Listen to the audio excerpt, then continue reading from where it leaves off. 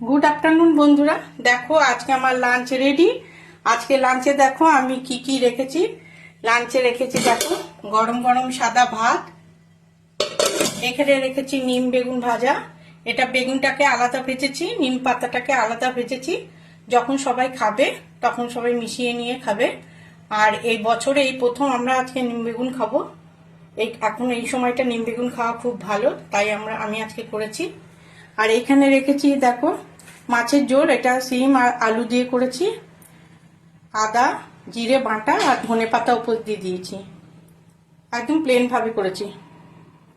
আর এখানে করেছি আমি ডিমের অমলেটের ঝোল, এটা পেঁয়াজ রসুন দিয়ে করেছি।